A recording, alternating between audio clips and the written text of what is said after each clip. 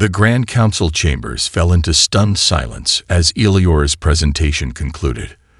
The three-dimensional projection of Earth rotated slowly above the central dais, its blue-green surface partially obscured by swirling white clouds. Data scrolled alongside the image.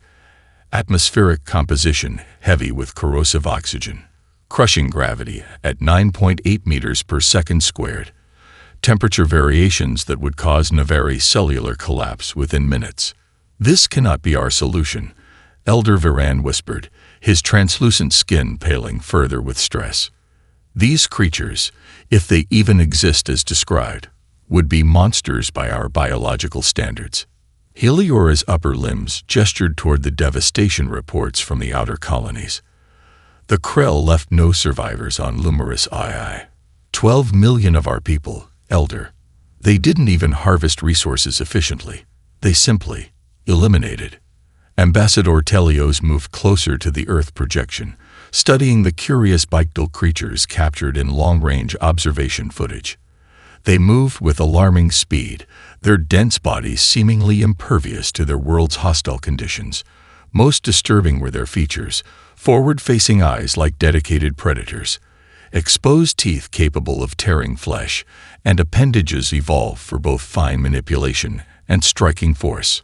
Our ancestors classified their world as Deathworld 5 for good reason, Telios noted. They breathe oxidizers, drink caustic hydrogen compounds, and their bodies host billions of microorganisms. Their own historical records show constant warfare between competing territorial groups. Yet they haven't destroyed themselves, Eliora countered. Their communications suggest advanced philosophical concepts, cooperation, protection of weaker members, self-sacrifice for communal benefit. Concepts the Krell entirely lack. The Council's security administrator projected the latest Krell advancement maps. At current velocities, their harvester fleets would reach the Navarre core worlds within 16 stellar cycles. 70 billion lives hung in the balance. The ancient quarantine protocols were established for good reason. The administrator reminded them. Contact with Deathworld species has historically led to biological and cultural contamination. There are documented cases off. There won't be any culture left to contaminate if the Krell continue unopposed, interrupted Eliora. I've analyzed their transmission patterns for 17 cycles. These humans possess technological capabilities advanced enough for spaceflight, but primitive enough that the Krell sensors might not recognize them as threats until it's too late. Elder Viren's skin rippled with decision patterns. How would we even communicate with such beings? Their neurological structure must be completely foreign to ours. Eliora activated a secondary display. They'd broadcast constantly, entertainment, knowledge exchanges, personal communications. Their languages are complex but decipherable. I've developed a translation matrix that should convey basic concepts. Ambassador Telios examined the draft message on the display. To the inhabitants of the third planet, we are the Navarre, a peaceful species facing extinction from aggressive invaders. We offer knowledge exchange for assistance. Attached coordinates will guide you to our nearest outpost. We respect your territorial sovereignty and seek only mutual benefit.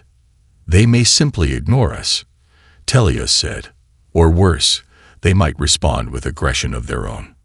Based on their communication patterns, Eliora replied, they possess an unusual fixation on narratives featuring intervention against injustice. They conceptualize themselves as potential protectors. It's woven throughout their entertainment broadcasts. The Council voted. The signal was sent. As the quantum transmitter powered down, Ambassador Telios gazed at the slowly rotating image of Earth, wondering what kind of protectors, or predators, might answer their desperate call. Captain Chen stepped from the airlock onto Lumina IV's surface, her boots making impressions deeper than expected in the soft purple soil. Behind her, Lieutenant Commander Rajiv Shah and Chief Medical Officer Dr. Maya Santos adjusted their breathing apparatus, not because the atmosphere was toxic, but because its unusually high oxygen content could cause euphoria in humans unaccustomed to it. The welcoming delegation of Navarre waited several meters away, their slender bodies swaying slightly in what humans would later learn was a gesture of extreme anxiety. Ambassador Telios moved forward with deliberate slowness, all 6 limbs carefully positioned in a non-threatening posture. "Your journey must have been difficult," Telios said through the translation device. "We are grateful for your response to our message."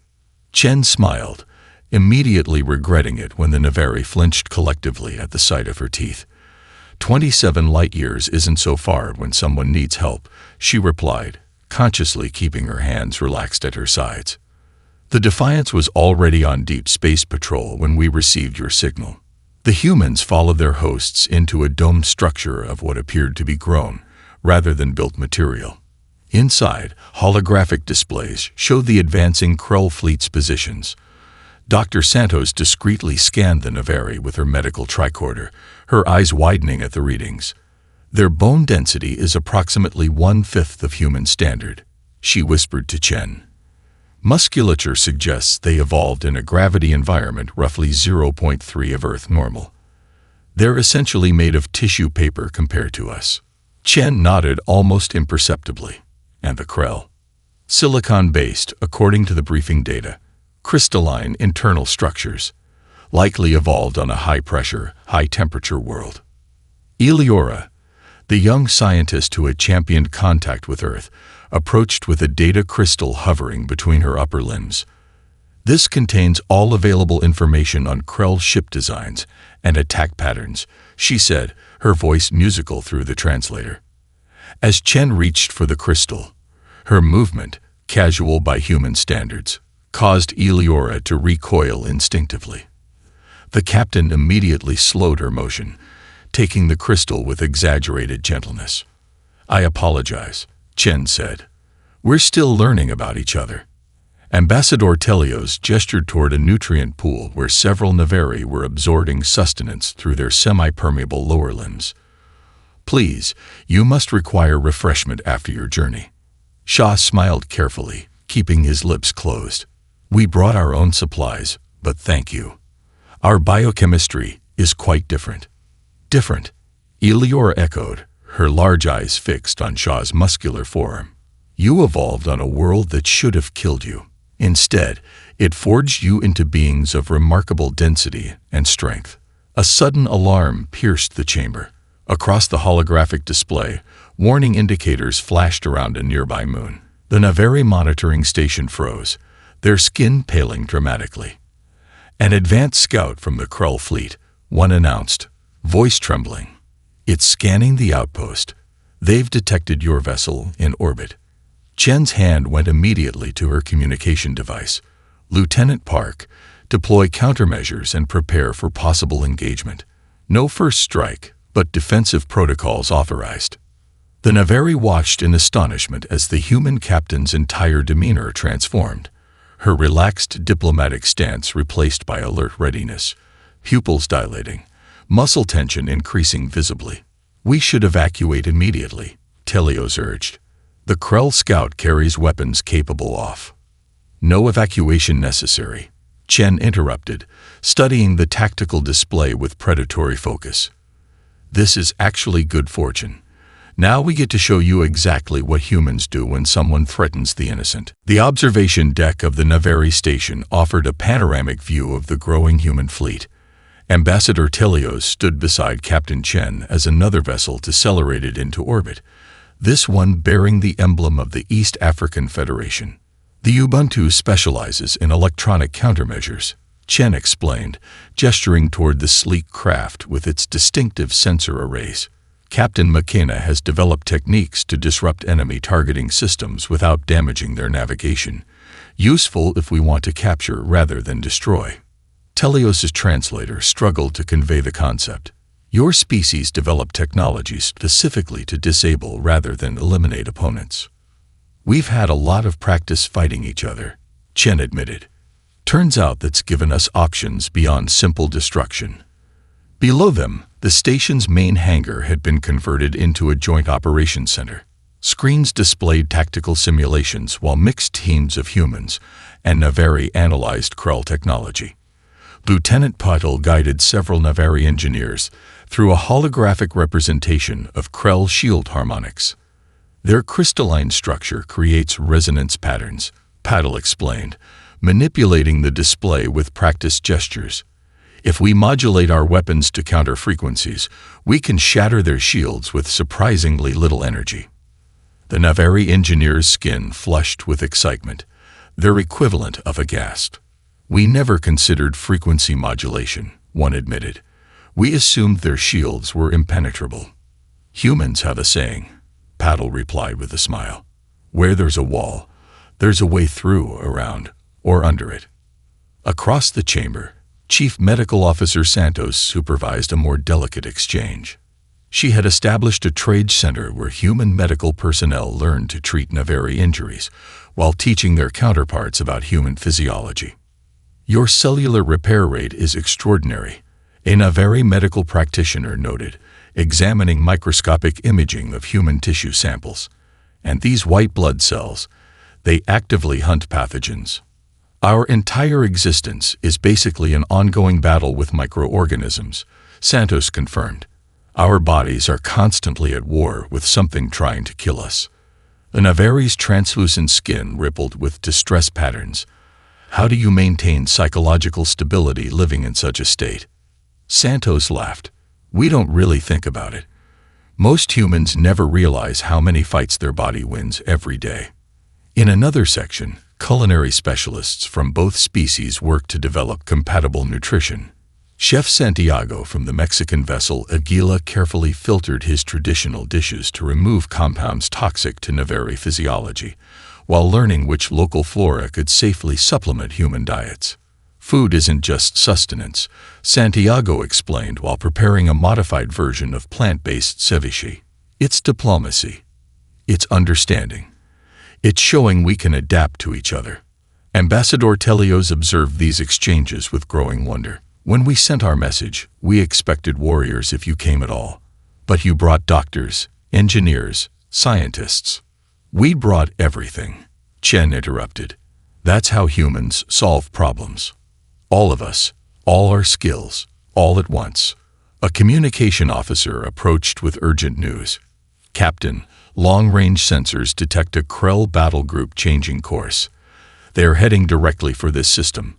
Estimated arrival in 48 hours. Chen nodded calmly. Perfect timing. The Canadian and Singapore vessels arrive tomorrow with the prototype shield generators. Telios' translator struggled to interpret his emotional response. You are pleased by this development.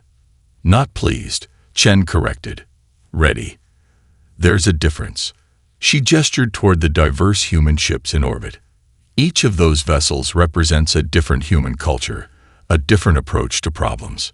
Together, they represent something the Krell have never encountered. Adaptive resistance. Her expression hardened. They've been harvesting helpless worlds because they could.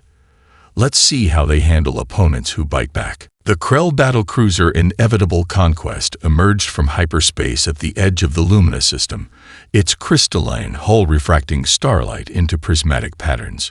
Commander Vexthal observed the tactical display with the cold calculation typical of his species.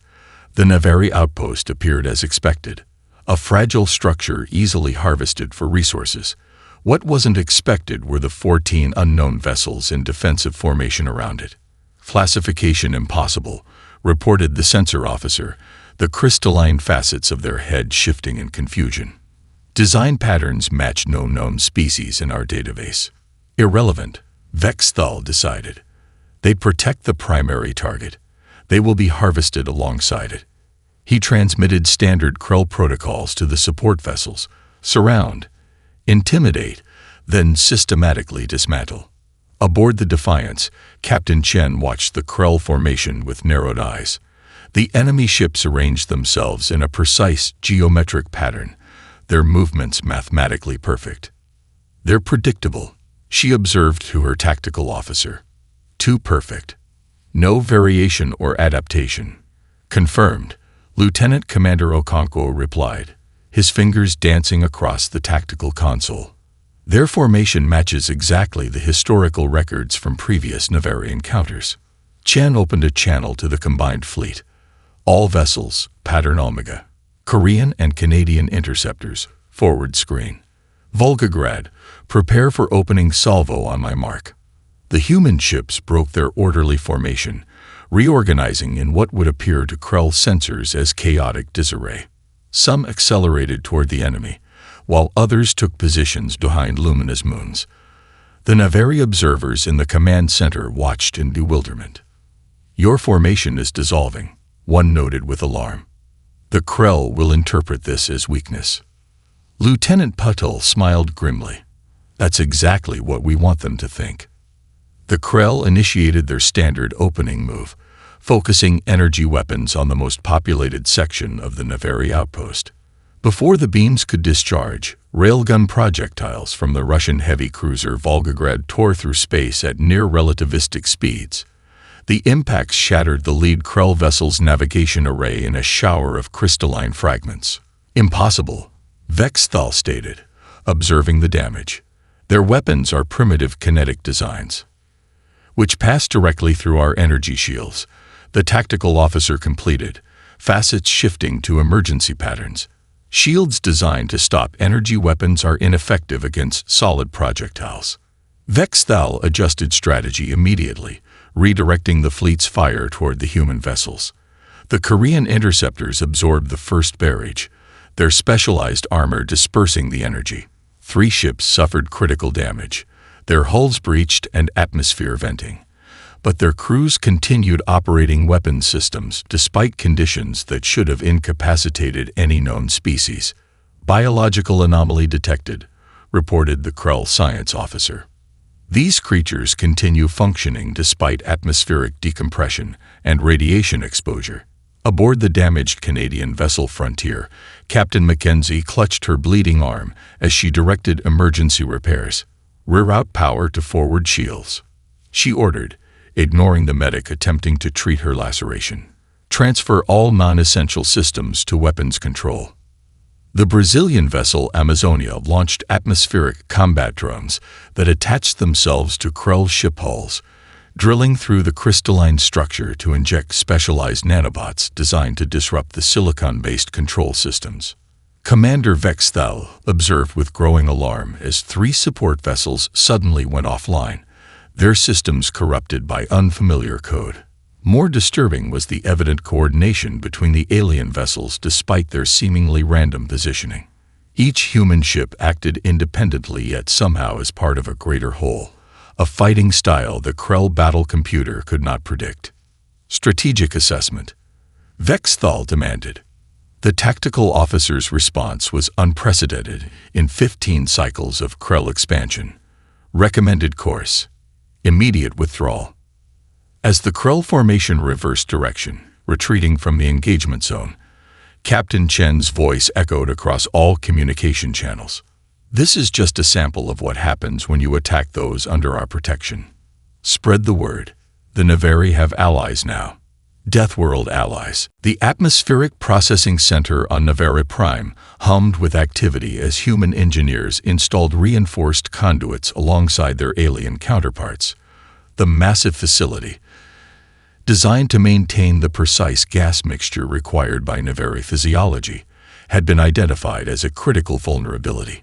One precision strike could render the entire planet uninhabitable within hours. Commander Leila Camara of the South African Engineering Corps supervised the installation of redundant systems, her dark skin gleaming with perspiration in the high-humidity environment. Each backup processor can maintain atmosphere for one continental sector, she explained to the Navari facility director. We've designed them to operate independently if the central system is compromised.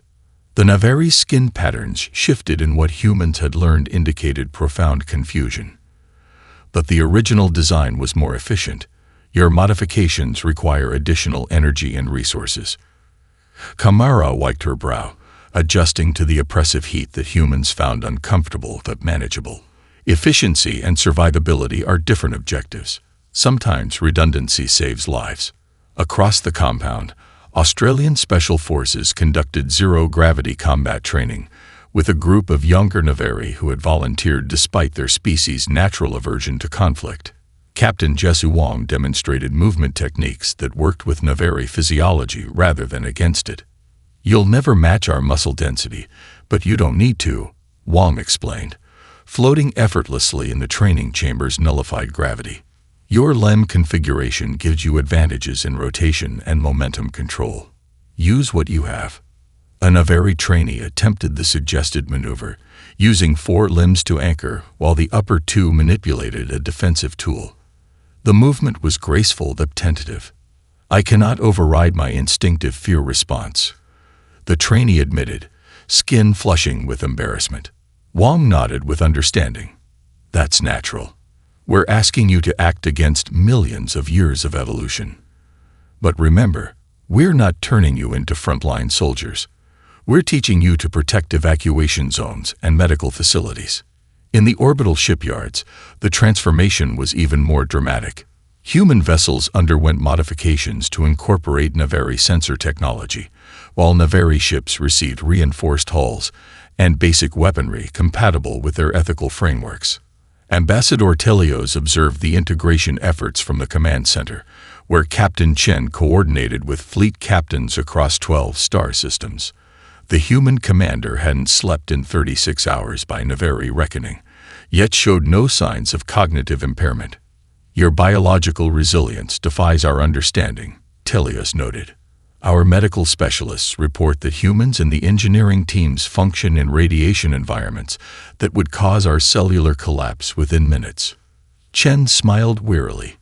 "Earth tried to kill us every day of our evolution. Extreme environments, predators, diseases. We adapted or died. Eventually, we learned to thrive where we should have perished." A communication officer interrupted with an urgent report. "Captain, we've intercepted Krell transmissions. They're consolidating their fleet for a major offensive. At least 30 battlecruisers." Chen studied the tactical display, her expression shifting from exhaustion to focused intensity in seconds. "Good. They're finally taking us seriously." She turned to Telios. "Ambassador, the Norwegian psychologists have finished their work with your civilian population." "Yes. The evacuation protocols have been designed to minimize panic responses. But Captain, even with our combined fleets, 30 Krell battlecruisers will fall just like the others," Chen completed. "The Brazilian and Mexican vessels have finished retrofitting the captured Krell scout ship. We're about to show our Silicon friends that humans don't just adapt to threats." Her eyes gleamed with a predatory light that made Telios instinctively step back. "We learn from them, and then we use their own strengths against them." The Grand Conclave chamber hummed with tension as representatives from 87 spacefaring species debated the unprecedented situation. The vast amphitheater, carved from a hollowed asteroid at the galaxy's political center, had witnessed countless diplomatic crises over millennia, but never had the proceedings been interrupted by an unrecognized species. Admiral Helena Okafor stood calmly at the speaker's podium, her Earth fleet uniform crisp despite the journey through 3 transit hubs where human presence was technically forbidden. Behind her, a small delegation of human scientists and diplomats waited with disciplined patience. "The Conclave has not recognized Earth as a member species," the Zithri oligarch protested, their gelatinous form pulsing with agitation. "This being has no speaking rights under ancient protocols." The ancient Grokani representative, whose reptilian species had witnessed the rise and fall of a dozen galactic powers, raised a gnarled hand. "I invoke the Emergency Disclosure Protocol. If this Deathworlder has information vital to collective security, we are obligated to hear it." Murmurs rippled through the chamber. The Emergency Disclosure Protocol had been invoked only twice in recorded history. Admiral Okafor activated the central display system, bypassing several security measures with techniques developed by Earth's most talented electronic warfare specialists. The holographic projection showed the Krell expansion pattern over 26 cycles. "What you see appears to be typical Conquest behavior," Okafor explained, her voice steady. "But our analysis reveals something different." She manipulated the display, highlighting subtle patterns invisible to casual observation. "The Krell aren't expanding randomly. They're creating a defensive perimeter against something approaching from intergalactic space. The chamber erupted in confusion. A methane-breathing Grask delegate released distress pheromones that required emergency ventilation protocols. Impossible, declared the Zithri oligarch.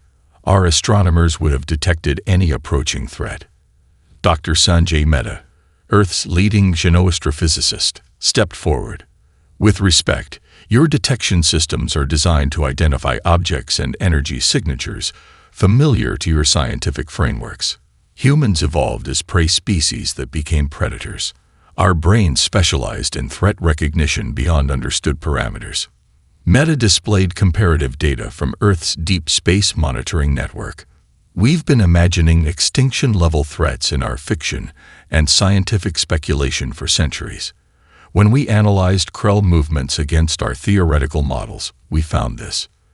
The display shifted to show a distortion pattern moving toward the galactic rim, subtle enough to be dismissed as background radiation by conventional sensors, but matching theoretical profiles for artificial propulsion systems. The approaching entity isn't natural, Admiral Okafor continued. Its trajectory shows periodic course corrections consistent with programmed objectives rather than gravitational influences. Based on its velocity fluctuations, we believe it's a self-replicating automated weapons system, what Earth literature termed a berserker probe designed for systematic biological extinction. The Grokani representative scales shifted to a pale hue.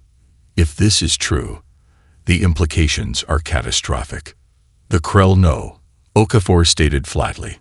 That's why they're harvesting resources and establishing a defensive line. They're preparing for survival, not conquest. The Naveri ambassador Tilios, attending remotely, spoke with uncharacteristic urgency. If both the humans and Krell are correct about this threat, we face extinction regardless of our current conflicts. Admiral Okafor nodded grimly. We estimate the entity will reach the galaxy's edge within 3 standard years. The Krell's approach, building shields while sacrificing lesser species, might save a few. Our approach is different. Her eyes scanned the chamber, meeting the gaze of each representative. On Earth, we have a saying, the best defense is a good offense. We don't plan to hide from this threat. We intend to destroy it. The massive shipyard spanning Naveri Prime's orbital plane had transformed beyond recognition in the 2 months since the Galactic Conclave's emergency session. Vessels from species that had avoided contact for centuries now docked alongside each other, undergoing modifications based on human design principles. Dr. Eliza Kumar, formerly of the Indian Space Research Organization, directed a team of engineers from 27 species as they integrated weapon systems that would have been illegal under the Galactic Compact just weeks earlier. The Zithri gravitic manipulators need to be synchronized with the human fusion reactors, she explained to a consortium of technical specialists. Their power requirements are exponentially higher than anything we've worked with, but the yield makes it worthwhile. Nearby, a Krell engineering team worked with visible discomfort alongside human technicians, their crystalline appendages manipulating precision tools with mathematical perfection. The silicon-based beings had agreed to join the alliance only after their long-range sensors confirmed the humans' warnings about the approaching threat. Your species was correct, the lead Krell engineer acknowledged to Commander Ramirez of the Mexican vessel Aguila. The pattern matches our ancient records of the Great Cleansing. We believed ourselves the only ones who recognized the danger. Ramirez nodded, carefully maintaining a respectful distance from the temperature-sensitive Krell. Humans have a talent for imagining the worst possible scenarios, then preparing for them. Our fiction predicted this kind of threat centuries before our science could detect it. In the diplomatic hub connecting the various sections of the shipyard, Captain Chen met with representatives from species still struggling to cooperate. The telepathic Merdani found human thought patterns physically painful to process, while the collective consciousness of the Voth swarm could not comprehend individual decision-making. We understand your discomfort, Chen acknowledged to the Merdani delegate, who wore specialized shielding to block human neural emissions. Our Thai spiritual advisors have developed thought-focusing exercises that should make interaction less uncomfortable for you. For species with fundamentally opposed physiologies, Argentine conflict resolution specialists had designed neutral spaces with variable environmental controls. In one such chamber, methane-breathing RASC engineers collaborated with oxygen-dependent Zithri on shield harmonization protocols. The breakthrough that united the disparate alliance came unexpectedly during a cultural exchange event organized to build trust between technical teams. Captain Chen had insisted that understanding each other's perspectives was as important as aligning their technologies.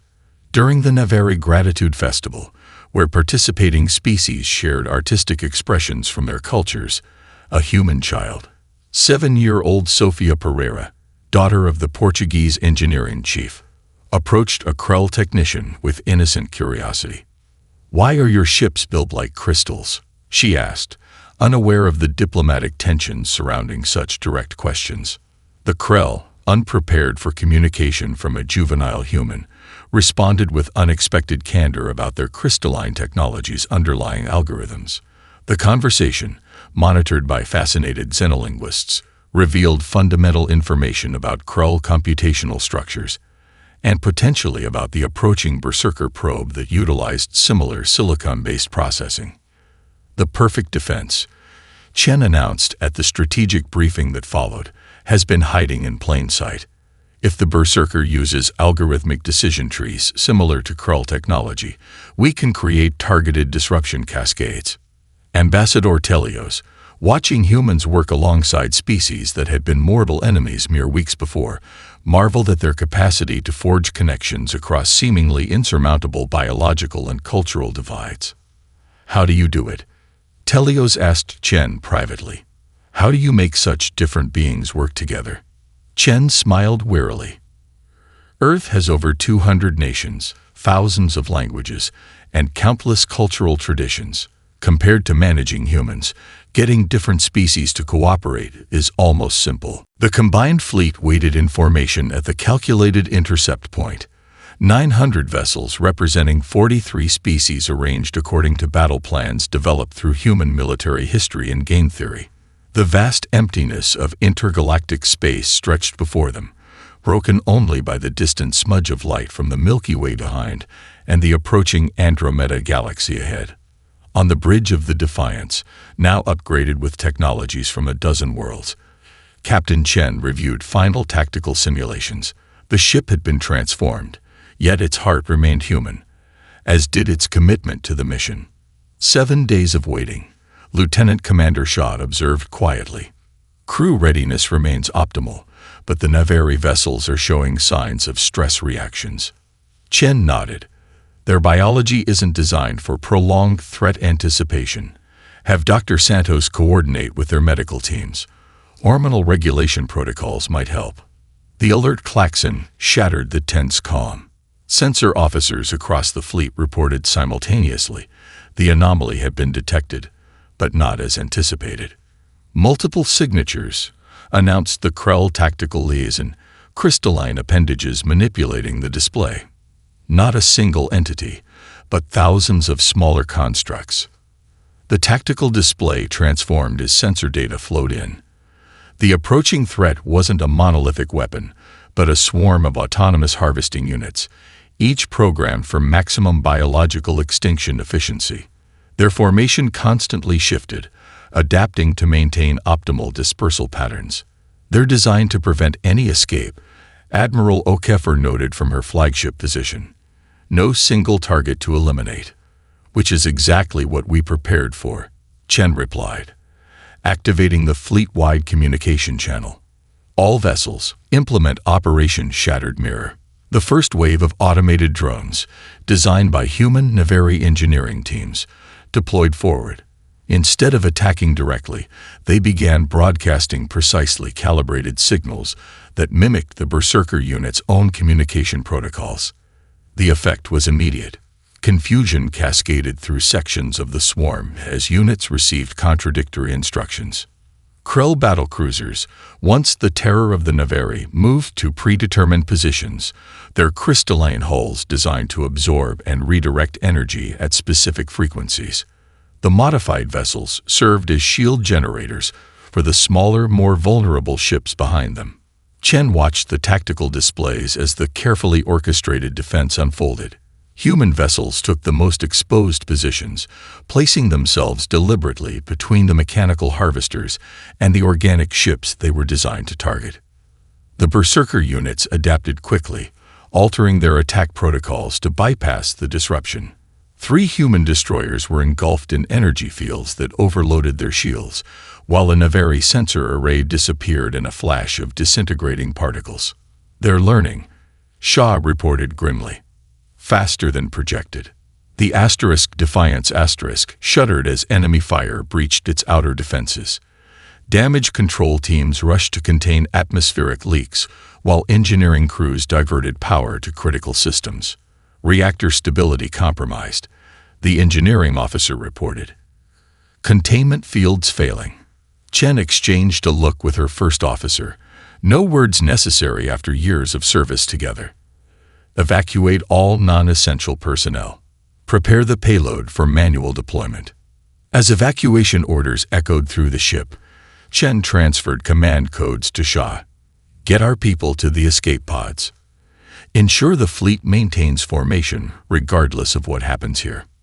"Captain," Shaw began, "the hybrid virus needs to be deployed at the swarm's central coordination nexus." Chen cut him off. "Someone needs to navigate through their defenses manually." She smiled with grim determination. "The Navari called for help, Commander. We answered. Now we finish what we started." As the bridge crew reluctantly evacuated, Chen plotted her final course, directly into the heart of the Berserker swarm.